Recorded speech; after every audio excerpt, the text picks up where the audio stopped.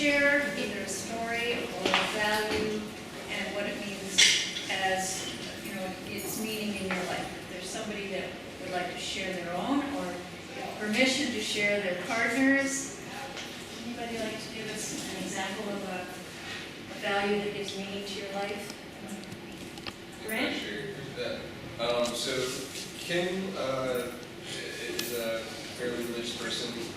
They were trying to have a child for many years. That wasn't quite working out. And so they decided to adopt. And a long story short, in terms of values, what I consistently kind of saw was he was, I think, fairly consistently throughout life applying, you know, his religious beliefs and trying to live them and sort those out relative to people that he loves and their wants and needs, as well as you know, trying to make a secure place for them. And so I guess what I'm getting at is that there's some people that have religious beliefs that don't practice them, but he was good about examining and carrying those out, I think, with many people in this. So, yeah. Spot on. Okay. Anyone else?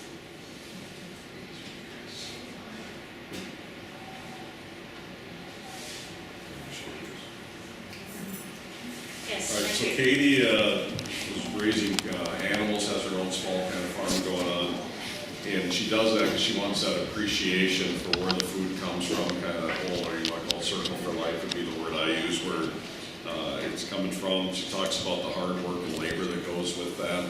There's a lot easier ways to get food than raise it yourself. She finds it rewarding being able to do that, the sustainability of that ability, the skills it provides you, the appreciation you get for everyone who provides our food, the farmers and others, and that in America there's a pride that comes from work, and it also gives you that appreciation for nature. Lovely. Very nice.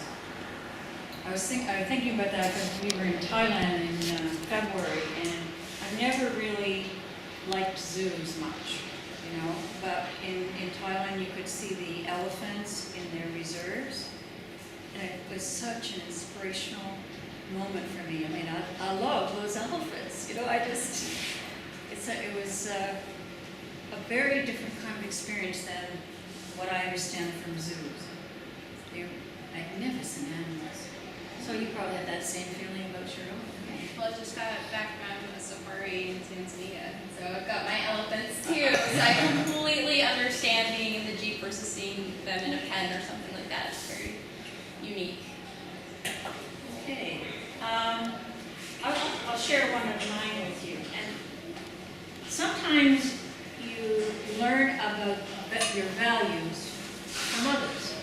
It isn't always something that you learn from your own experiences or you see in yourself.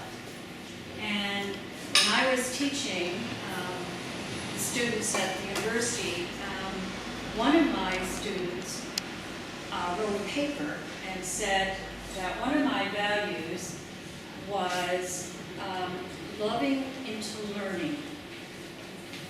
That she felt that was the way I was with them in the classroom.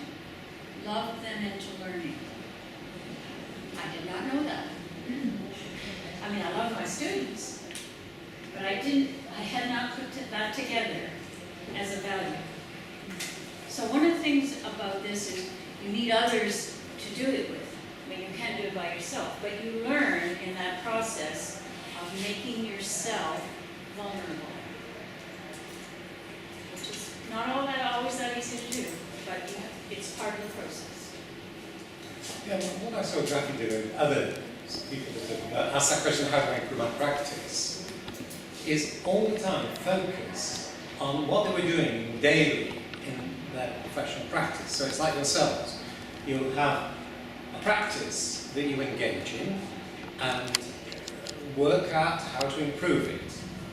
But I don't think yet you've actually made public your explanations of your influence. And this is what is so special about the sharing that comes through these learning theory processes. So for example, Colin, with ALARA, you know, I think you had a commitment really to justice and equality, and this is why you are moved to actually support ALARA. Now, I went to the first conference as well, Congress in 1990, and a lot of people were saying, well, how do we evaluate our own practice? You know, what are the values that we've just asked you to talk about? And the special values, because if we use the word ontology about giving meaning and purpose to your lives, it means being open to yourself and others about what really motivates you. Now, Jackie was informed by the two master's students that this idea of being loved into learning, that is what they felt.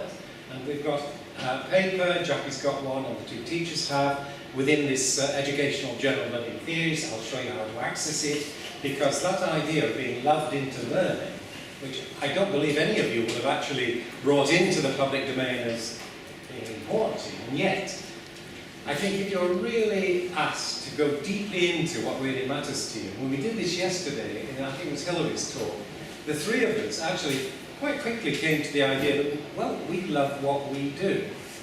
And that idea of the love carried an energy with it, which many universities would find it strange, as the University of Bath, when we got the first PhD through, which just had love at work. That was the title of it. Yeah, and they actually showed, with the help of the visual and the video, what they were meaning by the love at work. And that's what Jackie and the students, as I say, I hope to be able to just point you where you can access this. So it will encourage you actually to tell your own stories. Just to follow up on that, yesterday